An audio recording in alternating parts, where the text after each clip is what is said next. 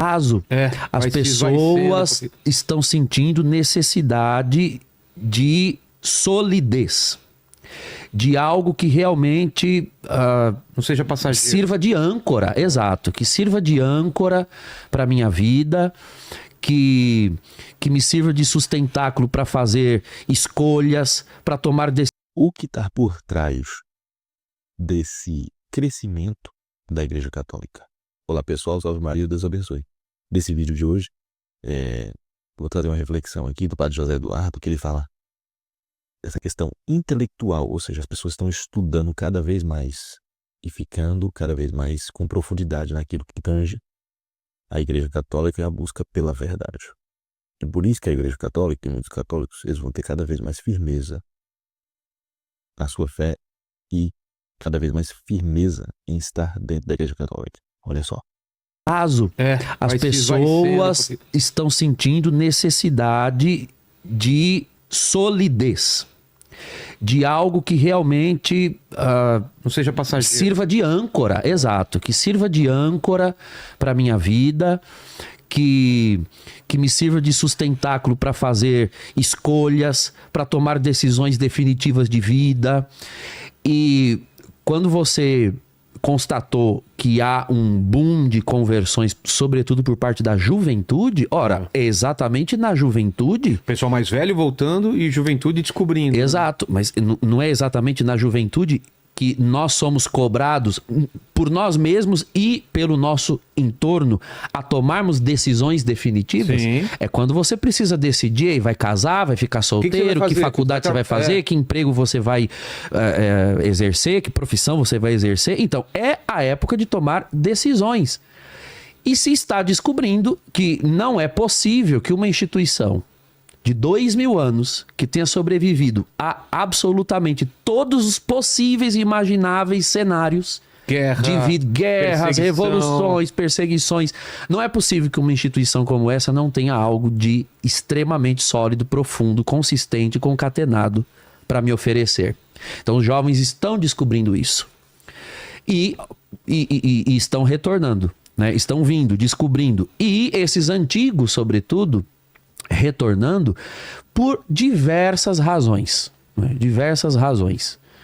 No Brasil, sobretudo, nós tivemos essas gerações dos anos 70 e 80 que viveram esse turbilhão de crise eclesial que o Padre José Eduardo mencionou. Aqui na América Latina isso se fez perceber, com Teologia da Libertação, com as leituras que foram feitas de Concílio Vaticano II, se etc. afastando um pouco do Exato, Bíblia, era se aproximando ao movimento evangélico, sobretudo, ou outras espirituais, outras religiões, até não cristãs. No caso da Teologia da Libertação, até dando mais importância para uma luta política ou de luta de classes do que... Exato. Quando o padre mencionou, né, o fato de o Papa Leão XIV estar voltando o olhar do método da sinodalidade para o sensus fidei, né, o senso dos fiéis. Ora, quando se ouve os fiéis, percebe-se claramente que os fiéis, quando vão à igreja, eles querem encontrar uma igreja. Com cara de igreja, com cheiro de igreja, com aparência de igreja, com discurso que é próprio de igreja, ou seja, de um discurso religioso. Que sim, obviamente, fale as realidades concretas, fale a sua vida cotidiana, mas que seja igreja, propriamente dito. Quando se vai à igreja e se encontra outra coisa, Bento XVI dizia, os fiéis não vão à igreja com o desejo de encontrar mais do mesmo. Ou seja, no bairro já tem sindicato de trabalhadores, associação de moradores, partido político. Quando eu vou à igreja, eu quero encontrar uma igreja, eu quero encontrar religião. Na nossa cidade já tem rodeio, já tem balada, já tem casa de show. Quando eu vou à igreja, eu quero encontrar uma igreja. Ou seja, não mais do mesmo. Mas o que houve durante muitos anos foi essa metodologia de dizer que deve se ouvir ao povo, mas ao mesmo tempo, na prática, o que se verificava era uma tentativa de ditar o que o povo deveria estar pensando e não ouvi-lo de fato. Pois é. Quase como que dizendo, olha, você é povo, você não deveria estar querendo isso. Poxa, mas eu sou povo, eu quero rezar o terço, eu quero rezar o rosário, eu quero espiritualidade. Não, mas tá errado, você é povo, você deveria querer isso aqui, você deveria querer se preocupar com o nosso saneamento básico, com o prefeito da próxima gestão, com o vereador do bairro, etc. Mas escuta, você tá ouvindo o povo, você quer ditar o rumo desse censo do fiel. Ouça o fiel. Então, quando nós falamos aqui de mudança, que já está, né, perceptível, mudança de perspectiva quanto à sinodalidade, eu vejo que o Papa Leão XIV está querendo definir bem por que caminho nós vamos caminhar. E não ao mero movimento de caminho propriamente. É porque assim, a palavra sínodo, Vilela, ela é uma palavra grega. Seriam duas palavras gregas, né? Syn é junto. É de onde vem outras palavras da nossa língua. Síntese, sintonia, sincronia. Tudo que começa com sim é junto, né? Sincronia, 2 tempos juntos. Sintonia, 2 tons juntos. Sinfonia, sons juntos. Então, sim é junto. E syn rodos. Rodos é caminho. É de onde vem rodovia, rodoviária, rodos. Syn rodos. Caminhar junto num caminho. Juntos no mesmo caminho. Essa é a origem da palavra. Bom, o que se percebe que o Papa Francisco pretendia destacar era o movimento de caminhar. Não importasse por qual caminho. Era ao menos a impressão que eu tinha, não sei se o senhor tinha a mesma impressão. Olha, vamos dar as mãos aqui e caminhar. Para onde? Em que direção? Não. Isso a gente vê depois. Mais importante é andarmos. Então, tanto faz a gente andar para frente, para trás, para direita, para esquerda. O ato de caminhar, propriamente, era mais relevante. A preocupação de Leão XIV é, ora, se nós não tivermos muito bem definido para onde nós vamos caminhar, onde nós queremos chegar, o simples ato de caminharmos só vai nos desgastar. Nós vamos perder tempo, nós vamos perder o ânimo. Nós precisamos ter caminho para poder caminharmos juntos. Sem uma trilha muito bem definida, não se pode chamar isso aqui de caminho de fato. E é um pouco do que nós vimos experimentando. Nós já estamos aí no caminho sinodal, se eu não me engano, já tem uns 4 anos, 5 anos, mais ou menos isso. E mesmo no último documento, né, na exortação apostólica sobre o sínodo da sinodalidade, é um texto que fala muita coisa, mas não diz exatamente, não se definiu o que de fato é o caminho sinodal, o que de fato se pretende. Eu acho que é mais um retrato daquilo que o próprio Papa Francisco acentuou como sendo cultura do encontro, ou seja, é estarmos juntos. E é um pouco do método dessas teologias do século XX, que são teologias mais preocupadas com o processo do que propriamente com o resultado. A ideia que me vem é a teologia de Moltmann, por exemplo, não é? Jürgen Moltmann, que era um teólogo alemão, autor de um livro conhecido chamado Teologia da Esperança, e que de diversas formas ele diz basicamente o seguinte: olha, mais importante do que alcançarmos o objetivo da esperança, ou seja, os cristãos creem no céu, na vida eterna, na ressurreição dos mortos, etc. Só que mais importante do que chegar a essas realidades é caminharmos em direção a elas. O ato de caminhar em direção a elas é tão mais importante que seria interessante, inclusive, que essas realidades jamais chegassem ou acontecessem, porque é mais importante andar do que chegar. Bom, é basicamente como uma maratona em cima da esteira, né?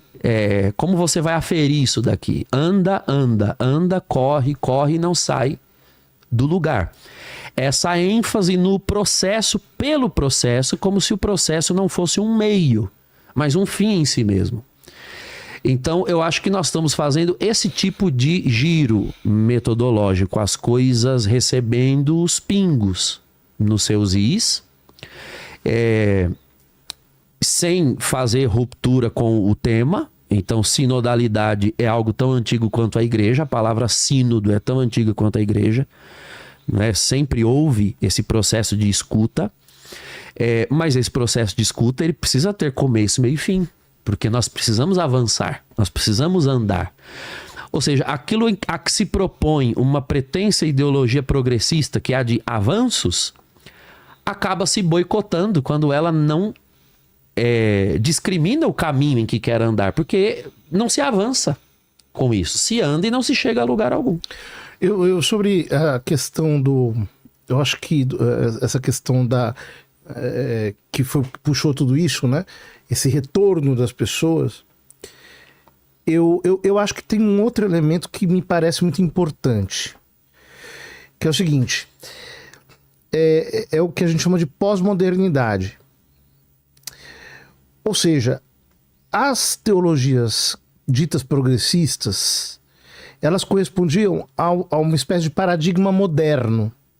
Ou seja, nós temos que nos engajar nas causas comuns da humanidade e, digamos, emprestar a nossa função teológica para que essas causas sejam bem-sucedidas, digamos assim. O homem pós-moderno não está nem um pouquinho preocupado com isso. O homem pós-moderno é místico. O homem pós-moderno está buscando... não está buscando entender as coisas, ele está buscando, sobretudo, contemplar, sentir. O homem pós-moderno, ele tem uma sede de ancestralidade. E nós vemos, por exemplo, hoje em dia, tantos movimentos espirituais na sociedade que são caracterizados justamente por isso, pela fruição, né? Por você usufruir, experimentar algo do divino. Por que eu estou dizendo isso? Porque você imagina, uma igreja que está tentando se modernizar e vem ao seu encontro uma geração pós-moderna que busca ancestralidade, que busca um contato com tradição, que busca uma espiritualidade acima de engajamentos ou coisas desse tipo. Isso aqui, por exemplo, é o que está por trás de um catolicismo conservador ou tradicionalista contemporâneo. Ele carrega muito mais de pós-modernidade do que a gente imagina, em geral. Né? Essa coisa da missa em latim, de você ter... a missa antiga, etc. O que está por trás disso, no fundo, né? Alguns reduzem isso a uma espécie de esteticismo, mas não é.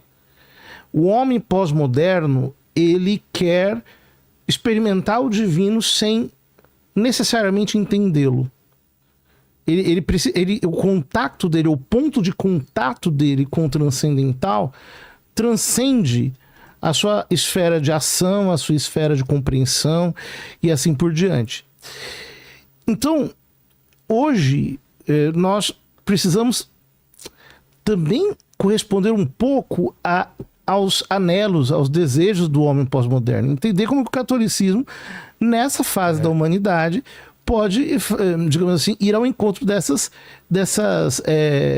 necessidades.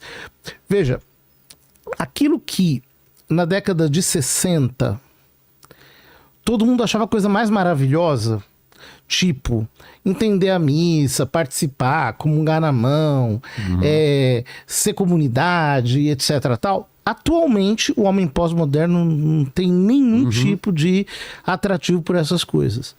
Pelo contrário, ele quer o mistério, ele quer o incompreensível, o incognoscível, aquilo que está muito acima da nossa capacidade de entender. E de certo modo, essa perspectiva anterior meio que perdeu o bonde da história. Já não consegue mais caminhar, já não corresponde mais àquilo que o homem do nosso tempo pede de nós. Pois é. Guto, o Guto que tem um canal que trata de temas católicos exclusivamente, então para ver como que tá, esse movimento tá grande, né? O que você sente Guto, primeiro sobre esse movimento de retorno ou de descoberta por parte dos jovens e onde está inserido o novo Papa nisso. Ele tá... Perdemos a conexão, Lene? Está congelado aqui. Acho que perdeu. Então depois voltamos. Depois me dá um toque aí quando o Guto voltar aí, tá bom? E o fato dele ser americano, vocês acham que teve algum peso na escolha dele? Tem acho que peso ele... na vida dele? Como... Ah, voltou lá. Voltou. Vê aí, Lene, se tá ok. Guto, tá escutando a gente? Não tá saindo o áudio. Tá, Lene. Então veja aí pra gente. O fato dele ser americano... Eu acho que ele é um americano não praticante. O pessoal dizia que ele é o menos americano dos cardeais americanos. Eu acho que ele é um americano não praticante. Ou seja, ele passou 40 anos no Peru. Se tornou peruano, inclusive naturalizado no Peru, né? Os irmãos dele diziam isso numa entrevista recente, né? Que ele sempre gostou dos mais pobres, sempre teve uma paixão pela missão, né, por ir, né, ao encontro daqueles que precisam, etc. E isso desenvolveu nele, sim, uma espécie de sensibilidade social. Então, nesse aspecto, eu acredito que ele é bastante avançado. Ou seja, temas que dizem respeito ao cuidado das pessoas, a atenção aos menos favorecidos, a paz, né? Especialmente em relação às vítimas da guerra ou das guerras que estão acontecendo, etc. Todas essas questões ganham um relevo especial no discurso dele. E por isso eu digo, ele é um americano não praticante, ele não tem aquele